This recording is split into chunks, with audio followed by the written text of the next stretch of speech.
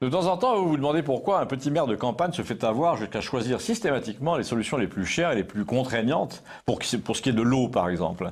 J'y reviens pas, j'en ai déjà parlé, mais dans notre pays, le tout à l'égout a été posé en quelques années dans les villages pour obéir aux normes européennes. Jusque-là, pour une fois, rien à redire, hein, des eaux propres avant le rejet à la rivière, qui s'en plaindrait?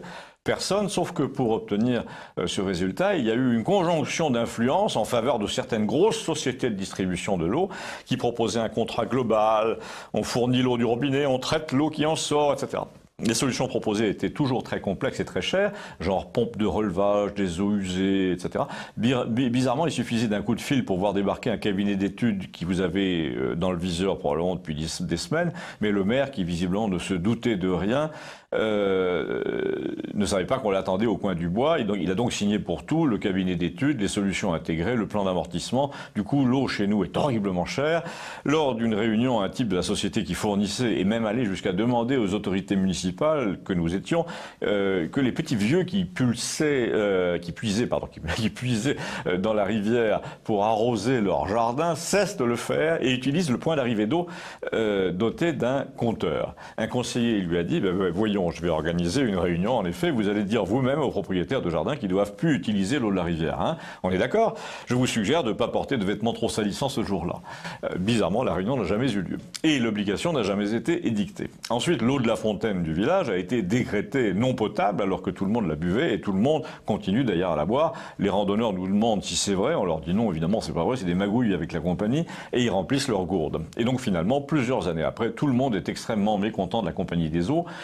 Donc c'est là que vous vous dites, comme le contrat va devoir être renouvelé bientôt, pourquoi ne pas résilier ce contrat et résister à cette grosse société prétentieuse pour revenir enfin à une régie intercommunale? Beaucoup de gens sont d'accord dans le pays sur ce thème. Les pressions se font nombreuses pour sortir de cette nasse. Apparemment, il serait possible de reprendre le contrôle, mais le maire du chef-lieu du canton résiste. Il dit on verra, mais a priori c'est pas opportun. Il vous dit ça comme s'il était seul à connaître la situation et les chiffres, alors qu'en fait, c'est pas le cas. En fait, il vous dit ça parce qu'il est dans la main de la compagnie de l'eau. 2 fois par an, il assiste à des colloques à Paris où on fait semblant de le prendre pour un type important. Il a un badge à l'américaine, vous savez. On lui demande s'il veut participer à des tables rondes. Pour résumer ce qu'en pense l'un de ses administrés, et ici, ce type, me dit-il, me dit que tu lui prends une chambre dans un hôtel Mercure, il se sent plus pisser. Voilà, de méchantes langues prétendent aussi qu'il appartient à un club de pensée très implanté nationalement et même internationalement, et je ne parle pas du Rotary.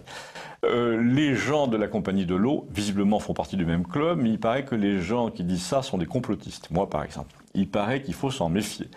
D'abord, c'est pas prouvé, comme aurait dit Coluche, et ensuite, ça veut rien dire. Quand on fait partie du même club qu'un dirigeant qui brasse des milliards, c'est parce que le système a reconnu votre valeur parfaitement, comme dirait notre petit maire. C'est pas du tout parce que les puissants se disent on va les traiter comme nos égaux 2 jours par an, comme ça ils n'y verront que du feu. Alors on peut dire que le système est arrivé en bout de course. Les prochaines municipales, dans la plupart des communes françaises, vont marquer le retour de la politique. Traditionnellement, la plupart de nos maires sont sans étiquette, comme ça ils n'ont pas à la décoller. Mais à entendre la rumeur, on est en train d'en imprimer partout des étiquettes, histoire de donner une leçon à ceux qui n'en ont pas.